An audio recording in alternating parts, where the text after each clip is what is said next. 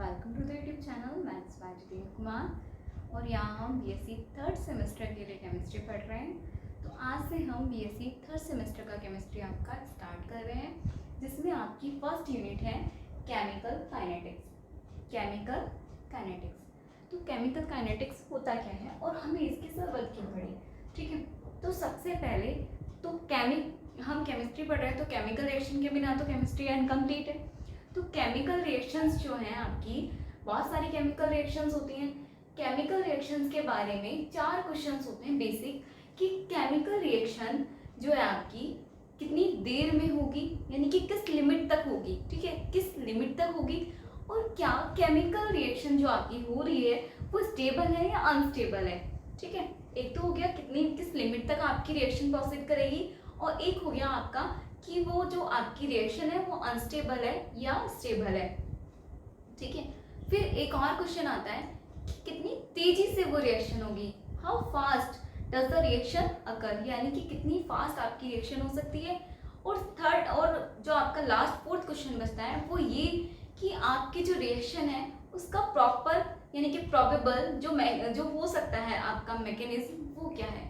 यानी कि 4 क्वेश्चन हो गए कि पहली बात तो जो केमिकल रिएक्शन हो रही है वो स्टेबल है या अनस्टेबल है, दूसरा वो किस लिमिट तक होगी, तीसरा वो कितनी तेजी के साथ होगी, ठीक है। चौथा आपका क्वेश्चन है कि वो जो आपकी रिएक्शन है उसका मैकेनिज्म क्या होगा, ठीक है, प्रोबेबल मैकेनिज्म। अब इन चारों क्वेश्चन का आंसर हम ढूंढ रहे थे।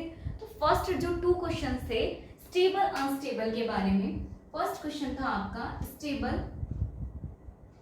और अनस्टेबल के बारे में ये, और सेकंड क्वेश्चन जो है आपका, सेकंड क्वेश्चन क्या था आपका, सेकंड क्वेश्चन ये है कि जो आपकी रिएक्शन है वो किस लिमिट तक होगी, ठीक है।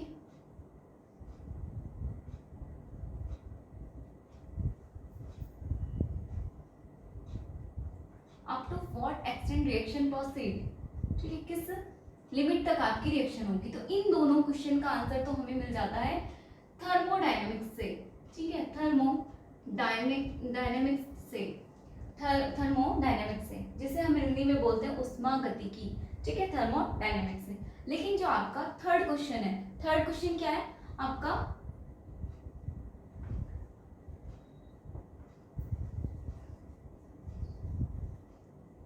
How fast does the reaction occur, ठीक है, कितनी फास्ट आपकी रिएक्शन होगी। और फोर्थ है आपका, लास्ट है आपका कि व्हाट इज द प्रोबेबल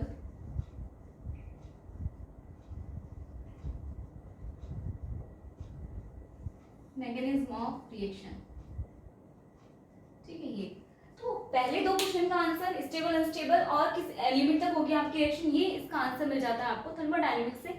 लेकिन जो लास्ट आपकी 2 क्वेश्चन है कि आपकी रिएक्शन कितनी तेजी से होगी और आपकी जो रिएक्शन का प्रोबेबल मैकेनिज्म है वो क्या होगा, इनका आंसर आपको मिलता है केमिकल काइनेटिक्स से। ये वाले 2 आंसर थर्मोडायनेमिक्स से पा रही थी, लेकिन जो आपके फर्दर है यानी कि स्पीड के बारे में नहीं बता पा रही थी कि कितनी फास्ट आपकी रिएक्शन होगी, दूसरा उस रिएक्शन का मैकेनिज्म क्या होगा, ये थर्मोडायनेमिक्स आपके एक्सप्लेन नहीं कर पा रही थी। तो हमें इनको एक्सप्लेन करने के लिए जरूरत पड़ी केमिकल काइनेटिक्स की, यानी कि एक और फिजिकल केमिस्ट्री की ब्रांच बनाई गई जिसका नाम रखा गया केमिकल काइनेटिक्स, जिसके अंदर हमने रिएक्शन की गति के बारे में देखा, स्पीड के बारे में देखा, वो कितनी फास्ट है कितनी स्लो है, यानी कि रेट ऑफ रिएक्शन देखा, जिसको हम क्या बोलते हैं रेट, अभी हम देखेंगे इस चैप्टर में, और उसका मैकेनिज्म भी देखा। यानी कि हमें केमिकल काइनेटिक्स की नीड क्यों हुई, हम ये दोनों क्वेश्चन के आंसर तो कर पा रहे थे, दे पा रहे थे थर्मोडायनेमिक्स से, लेकिन नीचे वाले जो 2 क्वेश्चन है इनका आंसर हम नहीं दे पा रहे थे थर्मोडायनेमिक्स से। तो हमें एक और फिजिकल केमिस्ट्री के ब्रांच की जरूरत पड़ी जिसका हमने नाम रखा केमिकल काइनेटिक्स। और काइनेटिक्स नाम क्यों रखा, क्योंकि हम स्पीड को ही देख रहे हैं। और जो आपका काइनेटिक्स वर्ड है, काइनेटिक्स वर्ड आपका ये ड्राइव किया गया है ग्रीक वर्ड से, right, kinetics word derived from a Greek word,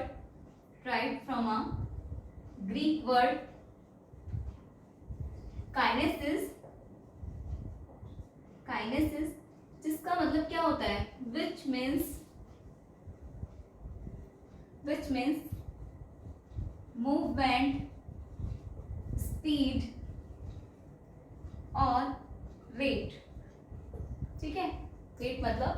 which means movement, speed और रेट। तो इसीलिए हम क्या पढ़ेंगे इसमें, रेट ऑफ रिएक्शन। काइनेटिक्स का मतलब क्या है, विच मीन्स मूवमेंट, स्पीड और रेट ऑफ रिएक्शन, रिएक्शन की मूवमेंट, रिएक्शन की स्पीड या रिएक्शन का रेट। ठीक है, ये मतलब होता है आपका काइनेटिक्स। काइनेटिक्स वर्ड आपका एक ग्रीक वर्ड है, काइनेसिस उससे लिया गया है, जिसका मतलब है मूवमेंट, स्पीड और रेट ऑफ रिएक्शन। ठीक है, चलिए नेक्स्ट देखते हैं आपका। ये तो बात हो गई कि केमिकल काइनेटिक्स क्या होता है, क्यों इसकी जरूरत पड़ी, कब इसका डेवलपमेंट हुआ। जब हमें इन दोनों क्वेश्चंस के आंसर नहीं मिल रहे थे तो हमने एक फिजिकल केमिस्ट्री की न्यू ब्रांच बनाई जिसका नाम केमिकल काइनेटिक्स रखा गया।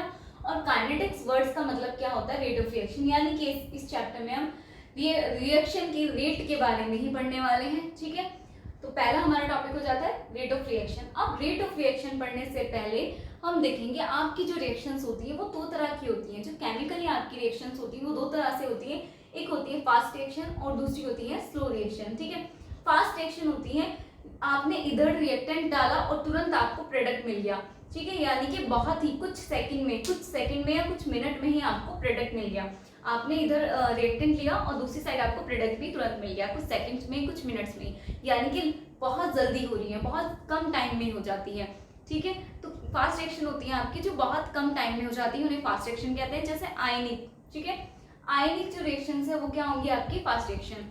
फिर आती है आपकी स्लो रिएक्शन। स्लो रिएक्शंस होती हैं जो बहुत टाइम तक चलती रहती हैं, बहुत टाइम तक, पता ही नहीं कब तक चल रही है। वैसे आपकी टोटल जो आपकी 3 रिएक्शंस होती है, कौन कौन सी होती है, फास्ट रिएक्शन, स्लो रिएक्शन और वेरी स्लो रिएक्शन। ठीक है, फास्ट रिएक्शन बहुत जल्दी से हो जाती है। ठीक है, स्लो रिएक्शन क्या है, स्लो रिएक्शन जो है आपकी कुछ घंटों में होंगी। जो फास्ट रिएक्शन थी कुछ सेकंड या कुछ मिनट में हो गई, लेकिन जो स्लो रिएक्शन है वो कुछ घंटों में हो जाएंगी। ठीक है, लेकिन जो वेरी स्लो रिएक्शन है वो कुछ टाइम, बहुत सालों ले लेती है, पता नहीं, जैसे आयोडीन की रिएक्शन कई साल भी ले लेती है रिएक्शंस। ठीक है, तो वो होती है आपकी वेरी स्लो रिएक्शन। यानी कि फास्ट रिएक्शन हो गई आयनिक रिएक्शंस, कोवेलेंट रिएक्शंस हो गए आपकी स्लो रिएक्शंस, और जो आपकी वेरी स्लो रिएक्शंस है वो गए आपकी जैसे आयोडीन की रिएक्शंस। आयोडीन अगर आप रिएक्शन करोगे आयोडीन की तो बहुत सालों तक भी रिएक्शन चलती रहती है। आप मतलब ये मान लो कि आपने रिएक्टेंट लिया और भूल जाओ कि रिएक्शन कब होगी, अपने और काम कर लीजिए, इतने पता नहीं वो कितना टाइम ले ले, कितने महीने, कितने साल ले ले, तो वेरी स्लो रिएक्शन होगी बहुत वो। ठीक है, और स्लो रिएक्शन होती है जो कुछ घंटों में हो जाए, लेकिन फास्ट रिएक्शन होती है जो आपकी बहुत तेजी से हो जाए। यानी कि कुल मिला के देखा जाए जो आपकी केमिकल रिएक्शन है, चाहे वो जितनी भी तरह की हो, फास्ट, स्लो, वेरी स्लो, जो भी हो आपकी रिएक्शंस, उन सब में हम स्पीड देख रहे हैं, रिएक्शंस की स्पीड देख रहे हैं कि कौन कितनी जल्दी हो रही है, कितनी देर में हो रही है। हम बेसिकली उसमें अपना स्पीड देख रहे हैं, यानी कि क्वेश्चन नंबर 3 देख रहे हैं। और जब 3 देखेंगे तो ये तो हमारा हो ही जाना है, मैकेनिज्म तो हम कर ही देंगे। ठीक है, यानी कि हम स्पीड देख रहे हैं। अब स्पीड देख रहे हैं तो स्पीड का रिलेशन किससे होगा, अब स्पीड वर्ड है तो वो क्या है, रेट ऑफ रिएक्शन, यानी कि हम उसमें रिएक्शन का रेट देख रहे हैं। ठीक है, रिएक्शन का रेट देख रहे हैं। आप ऐसा भी बोल सकते हो कि फास्ट रिएक्शन बहुत ज्यादा रेट के साथ होती है, स्लो रिएक्शन इंटरमीडिएट रेट के साथ, और वेरी स्लो रिएक्शन बहुत लो रेट के साथ। ठीक है, तो अब हम देखने जा रहे हैं कि ये जो रिएक्शंस के रेट हैं, यानी कि रिएक्शन का जो रेट है वो क्या होता है, क्योंकि सब कुछ रेट पे डिपेंड कर रहा है। तो what is the rate of reaction. ठीक है, चलिए पहले एक बार नोट डाउन करना है तो कर लीजिए, बाकी मैं अभी आपको लिखवा देती हूँ प्रॉपर। चलिए आप लिख लीजिए पहले, जो अभी समझाया है वही है। The word kinetics derived from a Greek word kinesis, जिसका मतलब क्या है आपका रेट ऑफ रिएक्शन है। ठीक है, सेकंड लाइन है आपकी the branch of physical chemistry की वो ब्रांच जो डील करती है with the rate of reaction and the factors influencing it. एक तो रेट ऑफ रिएक्शन से और वो फैक्टर्स से जो क्या करती है, इन्हें अफेक्ट करती है, इन्फ्लुएंस करती है। ठीक है, it is known as chemical kinetics, ये केमिकल काइनेटिक्स कहलाती है। अब काइनेटिकली देखें तो आपकी kinetically chemical reactions can be divided into 3 parts. 3 तरह की होती है, फास्ट रिएक्शन, स्लो रिएक्शन और very slow reaction. Fast reaction वो होती है जो जल्दी हो जाती है, the reaction which completes in a very short time are known as fast reactions.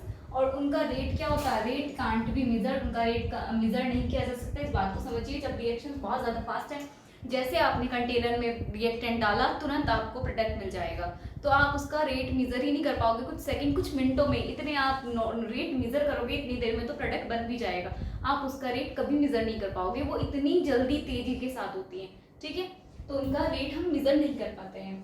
अब देखते हैं जब ये रिएक्शंस किस में होती है, आयनिक रिएक्शंस में होती है। आयनिक रिएक्शंस क्या होती है आपकी, जो आयनिक कंपाउंड्स होते हैं वो क्या करते हैं, डिसोशिएट होके आयन बनाते हैं अपोजिट। तो जब वो दूसरे ग्रुप के साथ रिएक्शंस कर रहे होते हैं तो दूसरे ग्रुप में भी क्या होते हैं, आयनिक कंपाउंड्स होते हैं, वो भी अपनी डिसोशिएट होके आयंस फॉर्म में होते, आयंस फॉर्म में होते।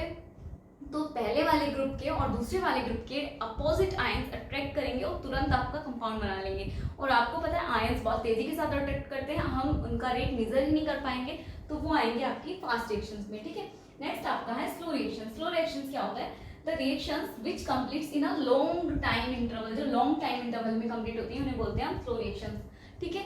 जो लॉन्ग टाइम यानी कि कुछ टाइम ले ले, थोड़ा सा समय ले ले, ज्यादा लॉन्ग भी नहीं, थोड़ा टाइम लेके पूरी हो जाए, तो उनका रेट हम मेजर कर सकते हैं, क्योंकि वो कुछ टाइम ले रही है तो हम उनका रेट मेजर कर सकते हैं। जैसे कोवैलेंट कंपाउंड्स की रिएक्शंस होंगी, कोवैलेंट कंपाउंड्स में क्या होगा, उनके ग्रुप्स के साथ इतना स्ट्रॉन्ग अट्रैक्शन फोर्स तो होता नहीं है, तो वो क्या होगा, उनको अटैच होने में टाइम लगेगा, ठीक है। उनको अंडर सर्टेन सर्कमस्टेंसेस या फिर किसी कंडीशंस के तहत उनको क्या कराना पड़ेगा, अटैच कराना पड़ेगा, तो वो उनका रेट हम इजीली मेजर कर पाएंगे क्योंकि वो इतनी फास्ट नहीं हो रही है, ठीक है। फिर आती है आपकी थर्ड टाइप है very slow reaction. Very slow reaction the reaction which complete in infinite time interval, जो कंप्लीट हो एक इनफाइनाइट टाइम इंटरवल में, यानी कि हमें पता नहीं, हम रिएक्टेंट डाल के बस भूल जाए, अब से 10 साल बाद, 15 साल बाद, 20 साल बाद हो रही है, 5 साल बाद, पता नहीं कितना टाइम ले ले, सालों ले ले, ठीक है। तो उन्हें बोलेंगे वेरी स्लो रिएक्शन। और आप ही सोचिए, आपने रिएक्टेंट डाला है और आप उसका रेट मेजर करना चाहते हो, वेरी स्लो रिएक्शन है, जैसे आयोडीन की रिएक्शन मान लीजिए, और आप बैठे हो कॉपी किताब लेके रेट मेजर कर रहे हो, रेट मेजर करने के लिए तो भाई बहुत साल लग जाएंगे, कहाँ बैठे रहोगे, आप भी थक के चले जाओगे। तो हम वेरी स्लो रिएक्शंस का भी रेट मेजर नहीं कर पाते क्योंकि वो इतनी मंदी गति से होती है, इतनी स्लो स्पीड से होती है कि हम उनका भी रेट मेजर नहीं कर पाते। तो एक्चुअल में हम फास्ट रिएक्शन का भी रेट नहीं मेजर कर पाते हैं और वेरी स्लो रिएक्शन का भी नहीं कर पाते, लेकिन हम इंटरमीडिएट कंडीशन यानी कि स्लो रिएक्शंस का रेट इजीली मेजर कर पाते हैं, क्योंकि ना तो वो इतनी जल्दी होती है और ना ही वो इतनी धीरे से होती है, धीमी गति से होती है, ना वो वेरी फास्ट स्पीड से होती है, ना वो वेरी स्लो स्पीड से होती है, वो इंटरमीडिएट स्पीड से होती है, तो उनका रेट जो है इजीली मेजर कर पाते हैं। तो हम जो रेट डिटरमाइनिंग स्टेप मानते हैं अपना, वो स्लो रिएक्शंस को मानते हैं।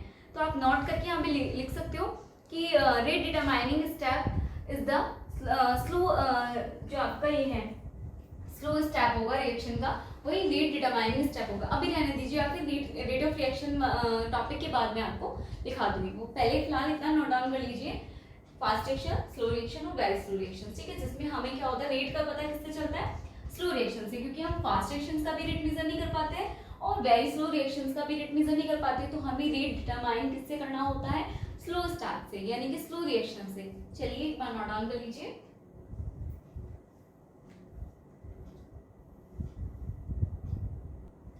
चलिए आप सभी ने नोट डाउन कर लिया होगा। नेक्स्ट चलते हैं, अब आपका नेक्स्ट टॉपिक इंट्रोडक्शन तो हो गया आपका। अब देखते हैं रेट ऑफ रिएक्शन, जिसके लिए हमने इतना सब डिस्कस किया। तो आपका टॉपिक स्टार्ट होता है rate of reaction. Rate of reaction जिसे हम शॉर्ट में लिखेंगे ROR, बार बार इतना बड़ा रेट ऑफ रिएक्शन लिखेंगे इसलिए मैंने आपको शॉर्ट में बता दिया। अगर मैं ROR लिखूँ तो आप समझ जाना रेट ऑफ रिएक्शन की बात हो रही है, रेट ऑफ रिएक्शन, ठीक है, ROR या स्पीड ऑफ रिएक्शन, ठीक है। तो रेट ऑफ रिएक्शन क्या होता है, पहले चलो डेफिनेशन ही लिख लेते हैं। वन लाइन डेफिनेशन, अगर इसे वन लाइन में डिफाइन करें तो ये होता है the change of concentration, the change of concentration of reactants and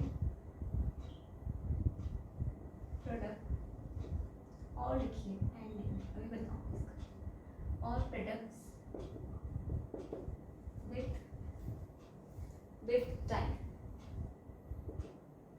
okay, definition आपकी, the change of concentration of reactants और प्रोडक्ट्स विद टाइम, यानी कि टाइम के साथ साथ आपकी जो रिएक्टेंट और प्रोडक्ट है उसकी कंसंट्रेशन में चेंज, यही क्या कहलाता है आपका रेट ऑफ रिएक्शन। यानी कि अगर इस उससे बात की जाए, इस डेफिनेशन के अकॉर्डिंग अगर हम रेट ऑफ रिएक्शन देखें तो आपका जो रेट ऑफ रिएक्शन है वो कितना हो गया, change in concentration upon change in time.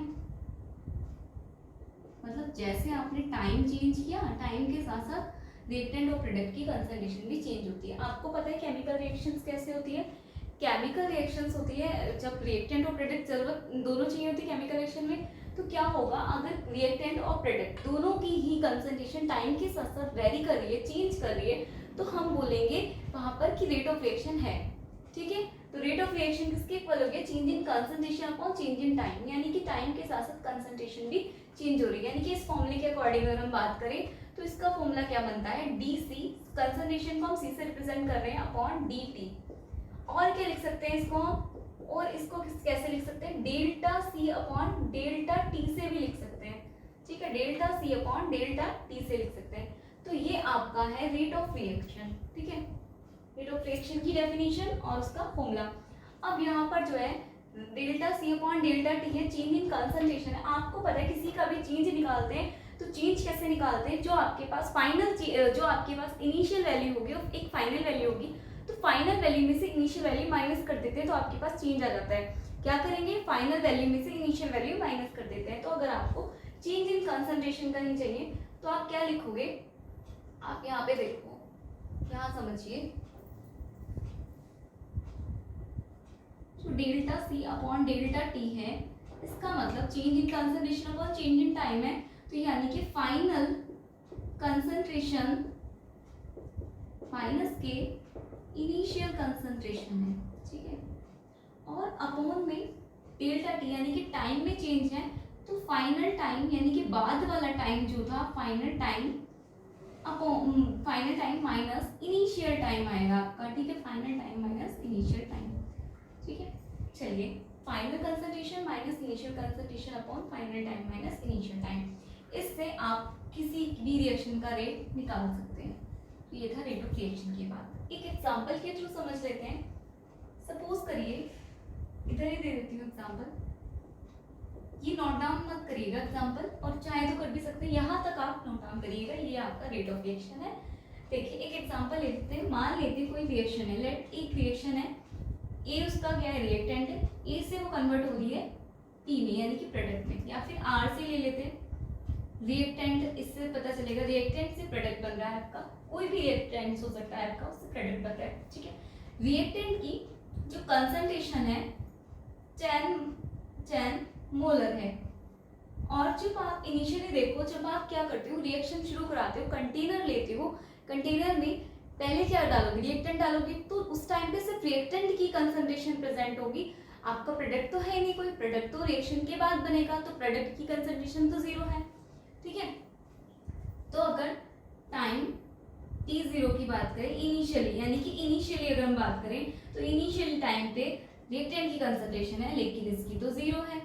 लेकिन अगर t टाइम बाद, कुछ टाइम बाद, मान लीजिए कोई 5 टाइम मान लो, या 10 सेकेंड, कुछ भी सेकेंड मान लीजिए, उस सेकेंड के बाद 2 सेकेंड मान लीजिए। ठीक है, 2 सेकेंड बाद इसकी कंसंट्रेशन कितनी हो रही है, 2 सेकेंड मान लीजिए, कुछ भी मान सकते हो आप। 2 सेकेंड बाद इसकी कंसंट्रेशन देखो, इसकी तो है गई 5, और आपको पता है कंसंट्रेशन उड़ के कोई जादू से गायब तो होने वाली नहीं है। रिएक्टेंट की कंसंट्रेशन 10 थी, इसकी 0 थी, अब इसकी 2 सेकेंड बाद 5 रह गई, तो जाहिर सी बात है इसकी 5 कंसंट्रेशन किसमें कन्वर्ट हो गई, प्रोडक्ट में, तो अब इसकी कंसंट्रेशन कितनी हो गई, 5 है।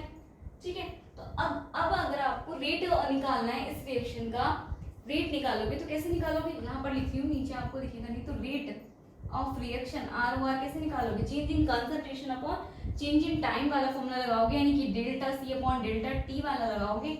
उसके लिए आपको फाइनल कंसंट्रेशन चाहिए और इनिशियल कंसंट्रेशन चाहिए होगी। ठीक है, तो पहले हम बात कर लेते हैं रिएक्टेंट की टर्म में, final concentration, initial concentration, time तो दोनों के लिए सेम है, तो हम कर लेते हैं इन केस ऑफ रिएक्टेंट। ठीक है, इन केस ऑफ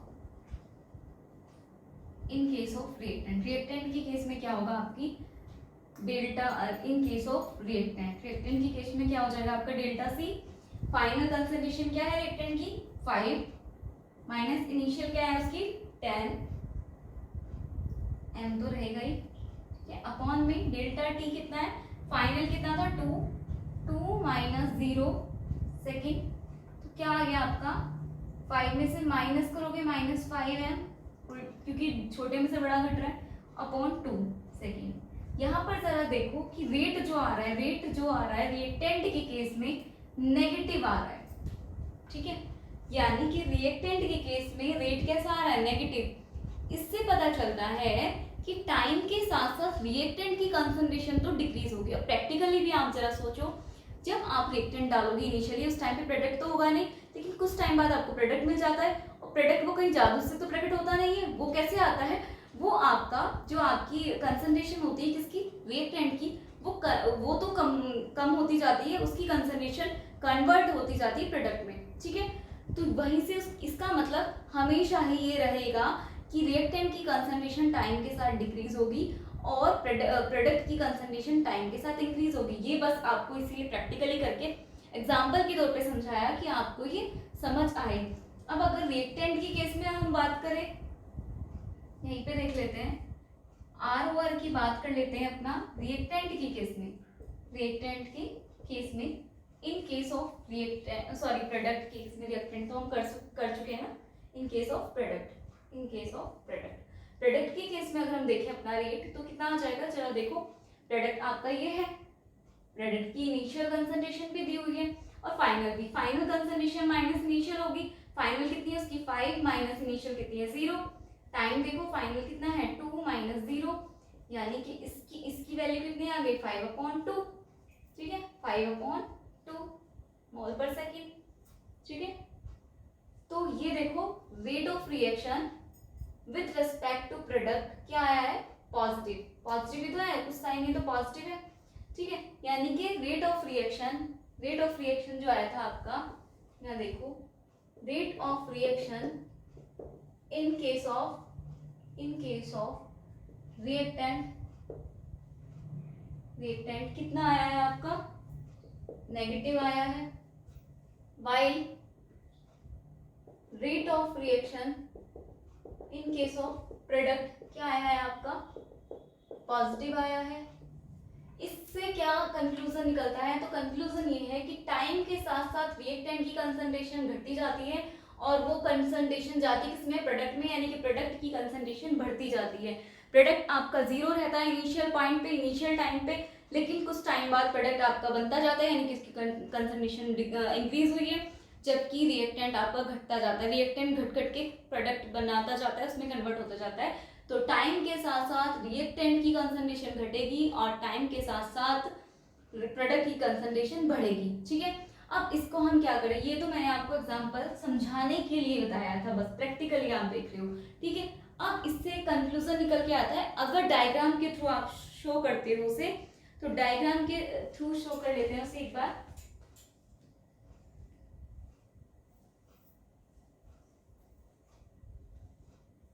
ऐसे इधर आप बनाइए कंसंट्रेशन और इधर बनाइए time, concentration time graph draw कर रहे हैं। तो अगर बात करें किसकी, ये देखो टाइम बढ़ रहा है, टाइम के साथ साथ कंसंट्रेशन क्या हो रही है, डिक्रीज हो रही है, कंसंट्रेशन डिक्रीज हो रही है। तो ये किसका कर्व आया है, ये आया है कर्व, किसके लिए आया है ये कर्व, रिएक्टेंट्स के लिए, जबकि ये क्या है आपका, ये देखो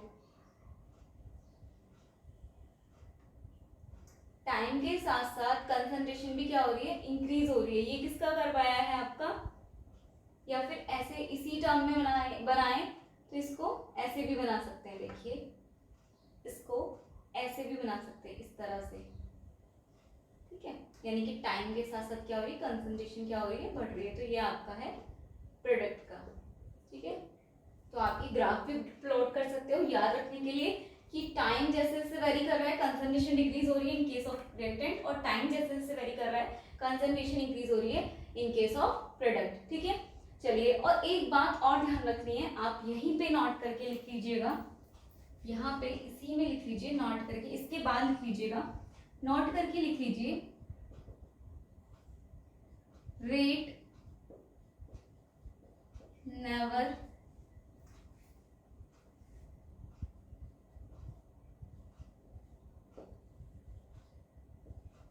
rate never can be zero, rate कभी सॉरी नेगेटिव, क्या होगा negative, rate never can be negative, rate कभी भी नेगेटिव नहीं हो सकता है, वो हमेशा पॉजिटिव होगा।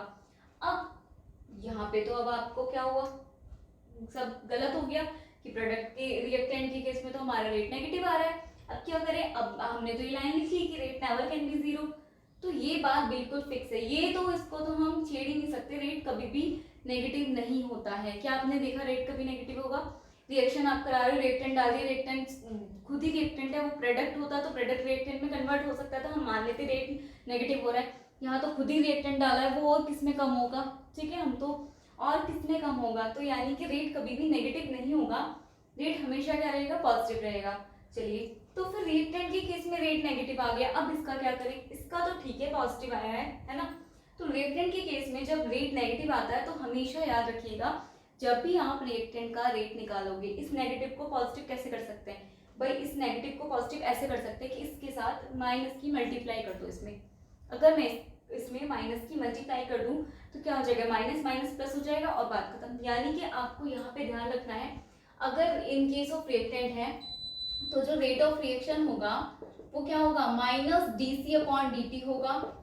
समझ पा रहे, माइनस क्यों लगाया हमने, होता तो डी अपॉन डी टी है, क्योंकि रिएक्टेंट का रेट हमेशा नेगेटिव आएगा, वो घटता ही आपको पता है, हमेशा नेगेटिव आएगा, तो उसमें अगर माइनस लगा तो रेट जितना भी आया वो आगे माइनस है तो पॉजिटिव हो जाएगा। और इन केस ऑफ इसमें ये तो आया आपका रिएक्टेंट के केस में, ठीक है, और अगर प्रोडक्ट की बात करें तो प्रोडक्ट के केस में कितना आ जाएगा आपका, डी अपॉन डी टी ही रहेगा, जो आपका फॉर्मूला था डी, या इसको कैसे भी लिख सकते हो minus delta c upon delta t, इसको भी कैसे लिख सकते हो delta c upon delta t, तो ये भी आप अपने नोट कर लीजिए। चलिए इतना नोट करिए, ये था आपका रेट ऑफ रिएक्शन के बारे में। रेट ऑफ रिएक्शन क्या होता है आपका, change of concentration of reactant और प्रोडक्ट, रिएक्टेंट और प्रोडक्ट की टाइम के साथ साथ कंसंट्रेशन में चेंज होना, ये कहलाता है आपका रेट। रेट का फॉर्मूला ये है आपका, ठीक है, इसको आप ऐसे कैलकुलेट कर सकते हो। रेट कभी भी जीरो नहीं, रेट कभी भी पॉजिटिव नेगेटिव नहीं होता है, रेट कभी भी नेगेटिव नहीं होता है। अब यहाँ पे हमने एक एग्जांपल के थ्रू समझा कि रिएक्टेंट के केस में रेट हमेशा डिक्रीज होगा, माइनस आता है, वो क्यों आता है, क्योंकि टाइम के साथ साथ रिएक्शन जो आपका रेट है, रिएक्टेंट है, रिएक्टेंट की कंसंट्रेशन टाइम के साथ साथ डिक्रीज होती है और प्रोडक्ट की कंसंट्रेशन टाइम के साथ साथ इंक्रीज होती है, ये आप समझ गए, ठीक है। तो ये हमेशा नेगेटिव आएगा और ये हमेशा पॉजिटिव आएगा। अब रेट कभी भी नेगेटिव तो होता नहीं है, तो हमने क्या करा, इसे हमें क्या बनाना पड़ेगा, इसे we have to make it positive, हमें इसे पॉजिटिव बनाना पड़ेगा। पॉजिटिव बनाने के लिए क्या करना पड़ेगा, हमें इसमें माइनस की मल्टीप्लाई करनी पड़ेगी। तो हमने क्या किया, हमारे फॉर्मूले में माइनस लगा दिया रिएक्टेंट के केस में। तो जब भी आप रिएक्टेंट के लिए रेट निकालोगे तो माइनस डी सी अपॉन डी टी वाला फॉर्मूला यूज करोगे, और अगर प्रोडक्ट के केस में रेट निकालोगे तो डी सी अपॉन डी टी का यूज करोगे, ये आपको ध्यान रखना है। चलिए एक बार नोट डाउन कर लीजिए, फिर आगे चलते हैं।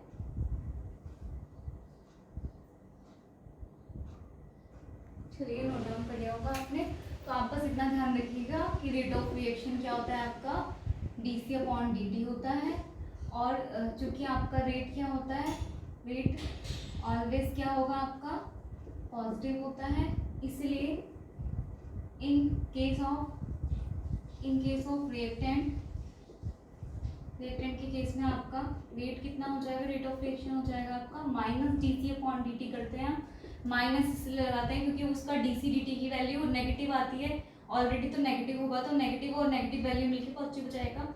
And in case of product कितनी हो जाएगी इसकी वैल्यू, आर ओ आर की सेम यही रहने वाली है, rate of reaction D C upon D T ही रहने वाला है। ये बस आपको इतना याद रखना है।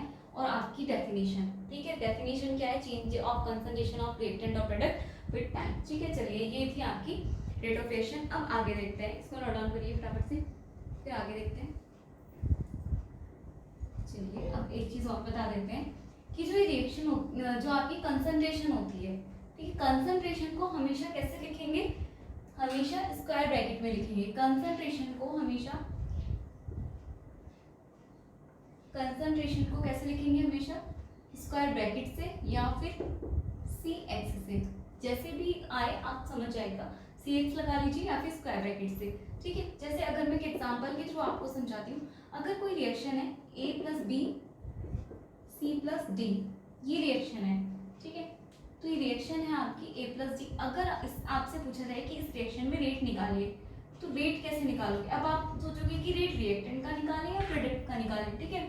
तो आप क्या करोगे, रिएक्टेंट के केस में आपको पता है ये रिएक्टेंट है, ए और बी क्या है आपके रिएक्टेंट, और सी और डी क्या है आपके प्रोडक्ट है। तो ए और बी के केस में तो हमेशा रेट माइनस ही आने वाला है क्योंकि रिएक्टेंट है, अभी आपने देखा, और इसके केस में पॉजिटिव आएगा। तो निकाले कैसे अब रेट? तो रेट कैसे निकालेंगे? रेट निकालेंगे, ए का निकालो पहले। ए के केस में क्या आ जाएगा, ए की कंसंट्रेशन, जो भी कंसंट्रेशन दी होगी, अभी ए है तो मैंने ए लिख लिया, ए अपॉन क्या हो जाएगा dt, ठीक है। यहाँ पे डी लगा लीजिएगा, dt। और क्या आएगा, माइनस साइन आएगा। क्यों आएगा माइनस? क्योंकि रिएक्शन माइनस क्या है, क्यों आएगा? क्योंकि इसकी वैल्यू क्या है, नेगेटिव आएगी, तो हमने माइनस लिया हुआ है फॉर्मूले में। इसी तरह अब एंड रेट किसका निकाल रहे हो आप, बी के लिए, तो क्या होगा, डी बी कंसंट्रेशन सी की जगह हम क्या लिखेंगे, जो दिया है, और माइनस आएगा ना इसके में भी, क्योंकि रेट क्या है, रिएक्टेंट का है। और अगर रेट हम बात करें प्रोडक्ट के केस में, तो रेट कैसे आएगा, पॉजिटिव ही आने वाला है, और इसके लिए हो जाएगा dc/dt। एंड रेट निकाले फिर से, तो ये हो जाएगा dd/dt। तो यहाँ पर ध्यान रखने वाली बात ये है कि जो रिएक्शन का रेट है वो हमेशा क्या होगा, जो वैल्यू है रेट की रिएक्टेंट और प्रोडक्ट के लिए, वो हमेशा क्या होगी, सेम होगी। तो आप नोट करके एक बात लिख लीजिएगा, इसमें क्या लिखोगे, note the value of rate, the value of rate, the value of rate of reactants and products will always be same, will always be same, but the sign तो ये होगा ना, साइन किस वाले, but the sign will be change, sign will be change, या opposite आप ऐसे लिख सकते हो, साइन विल बी चेंज, ठीक है। इसका मतलब है कि रिएक्शन का रेट जितना आएगा, मान लीजिए आपका रिएक्शन का रेट आया 5, ठीक है, सॉरी रिएक्टेंट का रेट आया 5, तो प्रोडक्ट का भी 5 ही आएगा, लेकिन कैसा आएगा, पॉजिटिव और नेगेटिव में अंतर होगा। अभी आपने देखा भी था, उसका -5/2 हो रहा था और इसका क्या रहा था 5/2, यानी कि रेट की वैल्यू तो दोनों की सेम थी। यही मैं आपको बताना चाहती हूँ कि चाहे वो रिएक्टेंट के केस में हो या प्रोडक्ट के केस में, रेट की वैल्यू तो सेम आएगी लेकिन साइन चेंज होगा, और साइन आपको पता ही चल गया, रिएक्टेंट के लिए नेगेटिव और प्रोडक्ट के लिए पॉजिटिव। बस इतना ही ध्यान रखना है, यही हमने लिखवा दिया, the value of rate of reactants and product will always be same but the sign will be change, लेकिन साइन कैसा होगा, चेंज होगा, ठीक है, नेगेटिव और पॉजिटिव का अंतर होगा। चलिए ये नोट डाउन करिए फटाफट से। फिर एक और चीज मुझे सिखानी है आपको, ठीक है। चलिए अब ये नोट डाउन कर लिया होगा। अब आपके दिमाग में क्वेश्चन आएगा कि अभी तक तो हमने रिएक्टेंट और प्रोडक्ट लिया है सिंगल, अगर नंबर ऑफ मोल्स भी इंक्लूड हो जाए रिएक्टेंट और प्रोडक्ट के साथ, नंबर ऑफ मोल्स भी ऐड हो जाए आपके रिएक्टेंट और प्रोडक्ट के साथ, तो अब कैसे होगा फिर, ठीक है। नंबर ऑफ मोल्स आ गए तो कैसे करें, यानी कि अब जैसे ये रिएक्शन थी, अगर आपने ए के ए मोल ले लिए, बी के क्या ले लिया आपने, बी मोल ले लिए, सी के क्या ले लिए, स्मॉल सी, और डी का ले लिया आपने स्मॉल डी मोल, ठीक है। अब रेट कैसे निकालेंगे इस रिएक्शन का, तो बात वही है, रेट अभी भी सेम आएगा, dA/dt कंसंट्रेशन तो यही होगी और माइनस ही आएगा, लेकिन अंदर एक हो जाएगा कि जब आप इसका रेट निकालोगे ना, रेट वैल्यू भी सेम आएगी, चाहे ए के लिए ले लो, बी के लिए ले लो, सी के लिए ले लो, डी के लिए ले लो, रेट की वैल्यू सेम ही आने वाली है। और माइनस और प्लस साइन का आपको पता चल गया, ए और बी के लिए हमेशा माइनस ही आएगा क्योंकि वो रिएक्टेंट है, और सी और डी के लिए हमेशा प्लस ही आएगा क्योंकि वो प्रोडक्ट है। लेकिन अब इन मोल्स का क्या करें, तो आपको पता होना चाहिए, जब भी नंबर ऑफ मोल्स दिए हों तो उससे क्या करते हैं, उससे डिवाइड करते हैं, रेट को डिवाइड करते हैं नंबर ऑफ मोल से, यानी कि यहाँ पे क्या हो जाएगा, जैसे ए है तो ये इसके आगे यहाँ पे लगा दो 1/a, इस तरह इसका रेट निकालोगे। अगर नंबर ऑफ मोल्स दिए हैं, मान लीजिए आपको 3 3 करके कुछ भी वैल्यू दिए तो आप 1/3 लिखोगे यहाँ पर, ठीक है। तो अब इसकी वैल्यू क्या हो जाएगी, अब इसके लिए रेट निकालेंगे तो -1/a/dA/dt हो जाएगी, और इसके लिए निकालोगे तो क्या हो जाएगी, b के लिए माइनस तो रहेगी लेकिन 1/b आएगा, -1/b ये आएगी इसकी वैल्यू। यानी कि यहाँ पे जो भी कॉफिशिएंट होगा इसे बोलते हैं स्टोइचोमेट्रिक कॉफिशिएंट। ए बी और सी डी जो आपके लगे हुए हैं, small a b c d, वो क्या है आपकी स्टोइचोमेट्रिक कॉफिशिएंट है, यानी कि वो नंबर ऑफ मोल्स को रिप्रेजेंट कर रहे हैं। और जब भी नंबर ऑफ मोल्स भी मेंशन हो रिएक्शन में और तब आपको रेट पूछा जाए, आपसे रेट पूछा जाए, तो आप क्या करोगे, उन स्टोइचोमेट्रिक कॉफिशिएंट से ये नंबर ऑफ मोल से डिवाइड कर दोगे, ठीक है, 1/में लगा दोगे। अब जैसे सी के लिए निकाला जाए तो पॉजिटिव तो आएगा लेकिन कैसे हो जाएगा, 1/c से डिवाइड हो जाएगा। और डी के लिए निकाला, इसके लिए रेट निकाला जाए तो सेम आएगा, पॉजिटिव ही रहता है रिएक्टेंट के लिए लेकिन 1/d आ जाएगा, नंबर ऑफ मोल से डिवाइड करना होता है। तो ये है आपका रेट ऑफ रिएक्शन। अब रेट ऑफ रिएक्शन पूरा कंप्लीट हो गया है, यहाँ पे आपका टॉपिक। हम देखेंगे फैक्टर्स, वो फैक्टर्स जो रेट ऑफ रिएक्शन को अफेक्ट करते हैं, ठीक है। चलिए पहले इतना नोट डाउन करिए फटाफट से। चलिए सभी ने नोट डाउन कर लिया होगा, एक एग्जांपल के थ्रू इसको समझ लेते हैं बस, फिर ये आज का लेक्चर यहीं ऑफ करते हैं। एग्जांपल देख लीजिए, क्या है आपका N2 और 3H2 ले लीजिए, और इसका 2NH3 ये तो बनता है 2NH3, ये बनता है ना अमोनिया, ठीक है। नाइट्रोजन हाइड्रोजन मिलकर क्या बना रहे हैं, अमोनिया बना रहे हैं। इसके लिए अगर आपको रेट निकालना है तो रेट क्या हो जाएगा, रेट ऑफ रिएक्शन N2 के लिए निकाल लो पहले आप, तो N2 के लिए निकालोगे तो आपको पता है क्या है, रिएक्टेंट है यानी कि माइनस में ही आएगा, और D तो है, कंसंट्रेशन कितनी आ जाएगी इसकी, N2 आ जाएगा, कंसंट्रेशन मेंशन ही हमने N2 लिख दिया, और dt ये इसका रेट आ गया। अगर इसी तरह आपको रेट फिर से रेट निकालना है और इसी एंड करके लिख लो, एंड रेट ऑफ रिएक्शन किसके लिए निकालना है अब आपको, इसके लिए, इसका भी नेगेटिव ही आएगा लेकिन एक बात और है, इसमें 3 भी आ रहा है, नंबर ऑफ मोल्स आ गए हैं, ठीक है, यहाँ पे 3 भी है, तो अब क्या हो जाएगा 1/3 करके, बाकी सेम वैसे DH2/dt, ठीक है, ये मैं आपको बताना चाह रही थी। और अगर रेट ऑफ रिएक्शन निकालते हो आप इसके लिए, और ये आपको पता है प्रोडक्ट है तो इसमें माइनस तो आएगा नहीं, रहेगा तो पॉजिटिव, यानी कि DNH3/dt होना चाहिए था, लेकिन अभी 2 भी है तो 1/2 कर देंगे।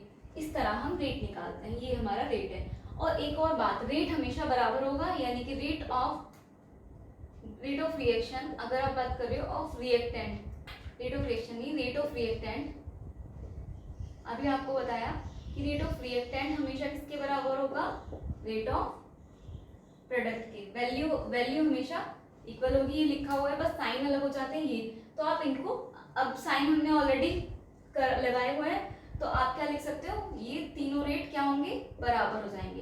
किसी रिएक्शन की अगर बात करें, अगर आपसे पूछ रहा है कि इस रिएक्शन का रेट निकालिए, इस रिएक्शन का रेट, तो आप इसके रिस्पेक्ट में भी निकाल सकते हो, इसके रिस्पेक्ट में भी, इसके रिस्पेक्ट में भी, किसी भी एक के रिस्पेक्ट में रेट निकाल लीजिए, वही इस रिएक्शन का कंप्लीट रेट होगा, ठीक है। यानी कि DNH2 बराबर किसके हैं आपका, इसके माइनस 1/, ये 1/, नहीं माइनस, ठीक है, 1/3 DH2/dt, ये भी, और बराबर हो जाएगा 1/2 DNH3/dt, ठीक है। तो ये होता है रेट, यानी कि रेट ऑफ रिएक्टेंट, जितने भी रिएक्टेंट्स होंगे और जितने भी प्रोडक्ट्स होंगे उनके रेट सबके बराबर होंगे, और ये तीनों की वैल्यू इक्वल ही आएगी, चाहे आप किसी और एग्जांपल के थ्रू करके भी देख सकते हैं, ठीक है, तीनों वैल्यू इक्वल आएंगी। यानी कि अगर आपसे किसी भी रिएक्शन को देकर उसका रेट पूछ रहा है तो आप चाहे उसी के किसी भी एक प्रोडक्ट, किसी भी एक रिएक्टेंट के रिस्पेक्ट में रेट निकाल लीजिए, वही कंप्लीट रेट होगा उस रिएक्शन का, क्योंकि वैल्यू सबकी सेम आएगी, बस साइन का अंतर आएगा, ठीक है।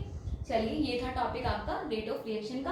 अब एक छोटा सा ले लेते हैं, अगर यूनिट, वैसे आपसे पूछा नहीं जाएगा, यूनिट पूछा जाए, यूनिट ऑफ रेट, ठीक है, रेट की यूनिट कैसे निकालोगे, तो आपको पता है रेट कैसे होता है, फॉर्मूला कंसंट्रेशन अपॉन टाइम होता है, तो यहाँ से इसकी यूनिट का फॉर्मूला कैसे बनेगा, कंसंट्रेशन इनटू टाइम इनवर्स, क्या है, कंसंट्रेशन को और टाइम को बढ़ेगा तो ये इसका फॉर्मूला बन जाता है।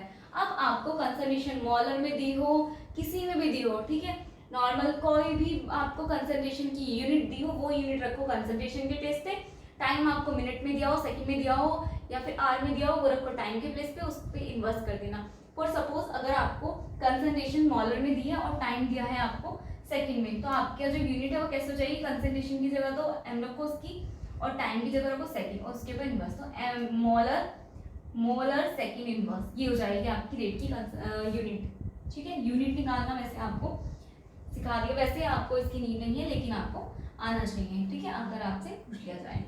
ठीक है, चलिए आपका ये टॉपिक आज का rate of reaction, introduction of chemical kinetics और रेट ऑफ रिएक्शन खत्म होता है। कल हम फैक्टर्स देखेंगे जो रेट को अफेक्ट करते हैं। ठीक है, तो आज की क्लास के लिए इतना ही। Thank you and keep learning.